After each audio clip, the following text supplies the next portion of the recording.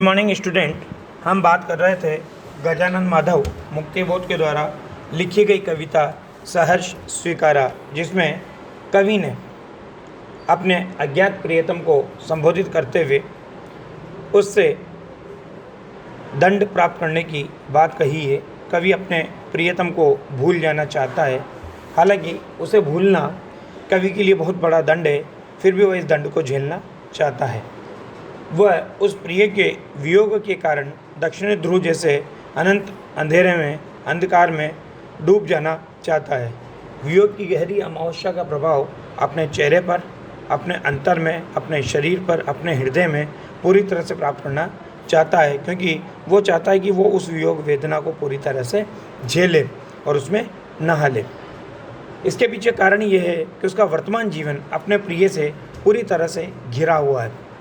प्रिय ने उसे पूरी तरह से छा लिया है। यद्यपि प्रिय के स्नेह का उजाला बहुत मनोरम, रमणीय और सुंदर है, परंतु अब यह उजाला उसके लिए असहनीय हो गया है। उसके मन में सदा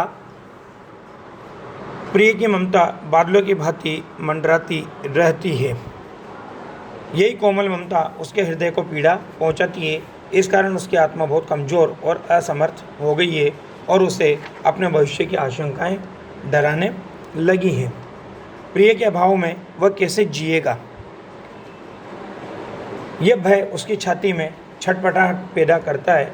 इसलिए अब उसे अपने प्रिय का बहलाना, सहलाना और रह रहकर अपनापन जतलाना सहन नहीं होता। अब वह आत्मनिर्भर बनना चाहता है। उसके स्नेह के अंचल के बिना भी अपने पांवों पर खड़ा होना चाहता है।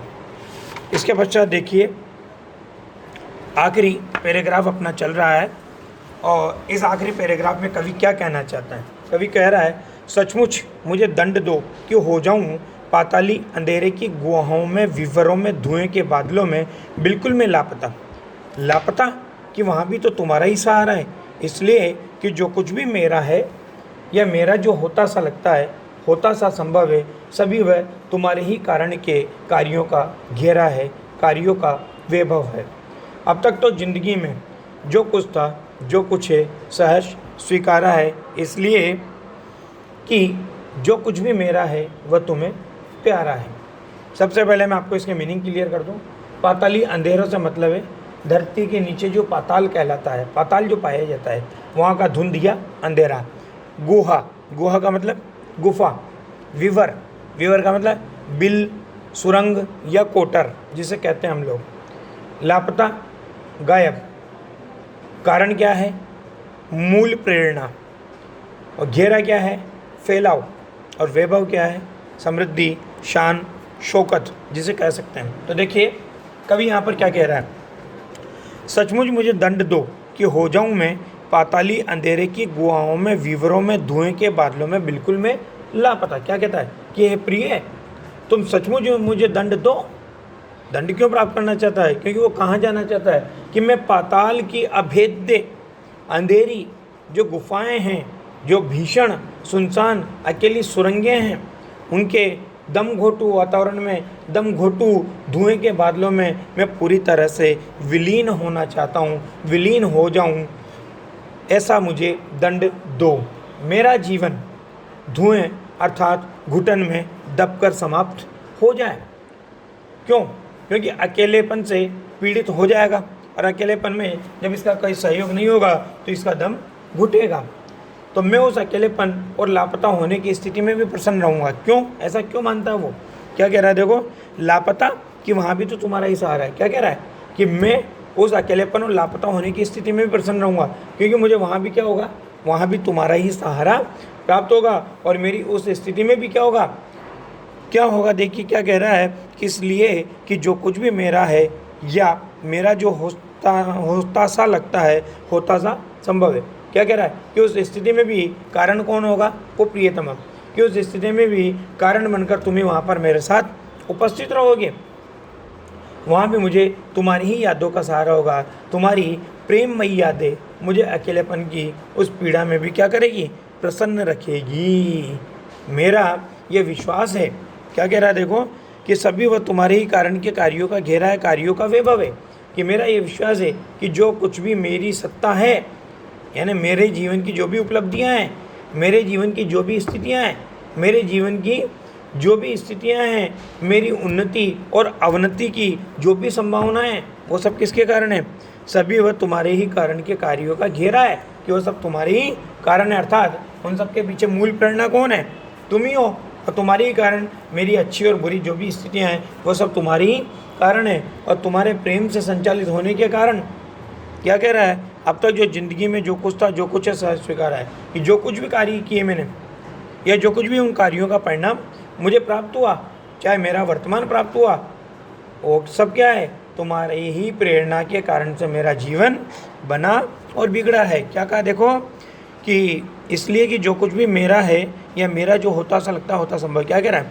कि इस संसार में जो कुछ भी मेरा है, अर्थात जितनी भी उपलब्धियां हैं या जो कुछ भी कमियां हैं, या ऐसा लगता है कि ये उपलब्धि मेरे जीवन में आ जाएगी या इसका आना मेरे जीवन में संभव है, होता सा लगता है या होता सा संभव है, सभी वह तुम्हारे ही कारण के कार्यों का घेरा है। ये वो सब तुम्हारे ही कारण है, क्योंकि तुम्हारे ही कारण मैंने वो कार्य किए और उन कार्यों का घेरा मेरे चारों तरफ रहा। और उन कार्यों से जो भी वैभव मुझे प्राप्त हुआ, जो भी उपलब्धि या कमियां जो मुझे प्राप्त हुई, जो भी मेरी ज़िंदगी में कुछ था या जो कुछ भी है, वो सब मैंने क्या किया? तुम्हारे ही कारण स्वीकार किया। क्यों?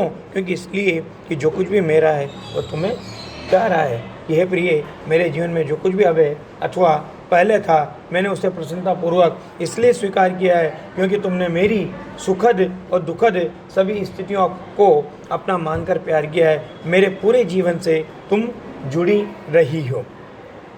क्लियर है? आप देखिए, इसकी विशेष बात मैं आपको बता देता हूँ सारा। कवि क्या कहना चाहता है? कवि यहाँ पर दंड क्यों पाना चाहता है? सबसे पहले कि कवि इसलिए दंड पाना चाहता है ताकि वो अपनी प्रिया के बिना अकेला भी जीवन जीना सीख सके।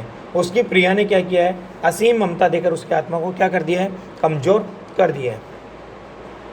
कवि के जीवन में अपनी प्रिया का स्थान बहुत महत्वपूर्ण था। तो कवि कहता है कि कवि के जीवन में अपनी प्रिया का स्थान सर्वोपरि होने के कारण वो कहता है कि केवल उसकी आत्मीयता और ममता से अभिभूत है वो, और इसलिए उसे विश्वास है कि उसकी वियोग और विस्मृति में भी उसे प्रिया का ही सहारा प्राप्त होगा। कवि दंड के रूप में अपनी प्रिया की पहुंच से दूर कहीं पाताली अंधेरे की गुफाओं में या धुएं के बादलों में बिल्कुल लापता हो जाना चाहता है। वो अपनी प्रिया की अत्यधिक ममता को सहन नहीं कर पाता और उसे भविष्य का डर सताने लगा है। इसलिए कवि जीवन के हर सुख दुख को सहज स्वीकार करता है, क्योंकि उसे सब में अपनी प्रिया का स्नेह घुला हुआ मिला हुआ दिखाई देता है। उसके जीवन की हर उपलब्धि किसको प्रिय है? उसकी प्रिया को प्रिय है, इसलिए उसने हर उपलब्धि को अपने जीवन में स्वीकार किया है। यहाँ पर कवि अपने प्रिय के प्रति इतना आश्वस्त, इतना मुग्ध या इतना समर्पित है कि वो उसके उपकार क्षेत्र से दूर जा कर के भी स्वयं को उसके प्रति हमेशा कृतज्ञ मानता है। वो प्रिया से पूर्णतया अभिभूत और आच्छादित है, क्योंकि कवि के प्रेम में क्या है? अनन्य गहराई है। कवि का प्रिय अज्ञात है, वो कौन है? इसका रहस्य पूरी कविता में है, परंतु वो जो अज्ञात प्रिय है वो भी क्या है? अत्यधिक प्रेरक है। वो कवि के व्यक्तित्व का निर्माता है, प्रेरक है, और ये बात हमें इस कविता से स्पष्ट होती है। धन्यवाद। इसके प्रश्न उत्तर हम बाद में करेंगे।